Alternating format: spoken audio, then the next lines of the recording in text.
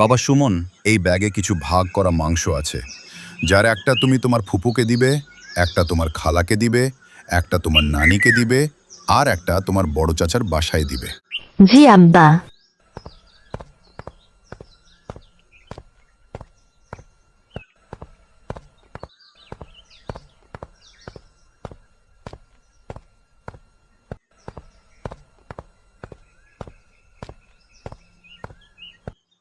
আরে আলিফ, কোথায় যাও?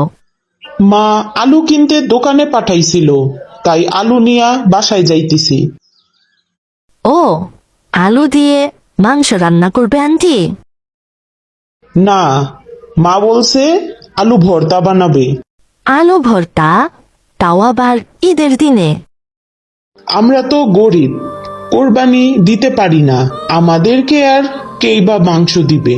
সবাই তো এখন যার যার আত্মীয়দের মাংস দিতে ব্যস্ত, আমাদের কথা কেউ ভাবে না। আমরা সারা বছর ভর্তা ভাত খাই, তাই আজকে ঈদের দিনেও ভর্তা ভাত খাবো। এই যে দেখো সুমন, তুমিও তোমার কোনো আত্মীয়কে মাংস দিতেই যাচ্ছ। আলিফ, তুমি ঠিকই বলেছ, আমি আমার আত্মীয়দেরকে মাংস দিতে যাচ্ছি। আচ্ছা তুমি যাও, দেরি হলে তোমার মাংস নষ্ট হবে।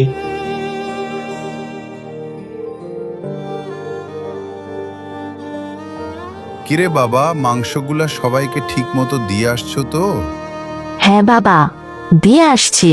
বাবা, তুমি এমন করতেছো কেন?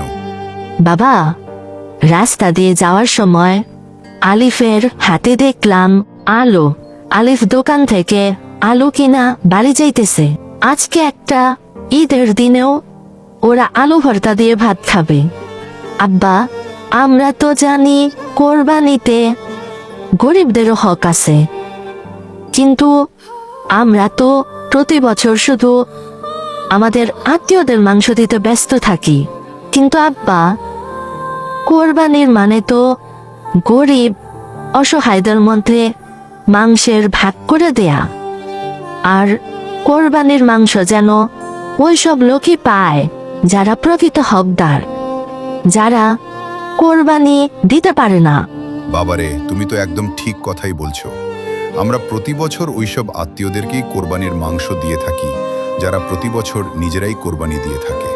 আমরা এই কারণেই তাদেরকে মাংস দেই, যেন তাদের সাথে আমাদের সম্পর্ক ভালো থাকে। তুমি ছোট হইয়াও আজকে আমার চোখ খুইলা দিলা বাবা।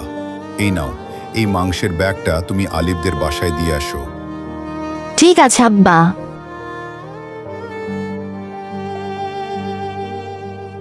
আলিফ, এই আলিফ, তুমি কোথায়? আলিফ, কি হয়েছে সুমন, তুমি আমাকে ডাকতেছো কেন? আলিফ, এই দেখো, আমি তোমার জন্য মাংস নিয়ে আসছি। সত্যি সুমন, তুমি আমার জন্য মাংস নিয়ে আসছো? হ্যাঁ, কোরবানির ঈদে আমরা সবাই মাংস খাই। তোমারও তো হক আছে মাংস খাওয়ার, তাই আমি তোমার জন্য মাংস নিয়ে আসছি। এই নাও। এবারের ঈদে আমরা সবাই একটি কথাই মনে রাখব, কোরবানির গোশতে অসহায় ও গরিবদের হক রয়েছে। আমরা তাদের এই থেকে বঞ্চিত করব না।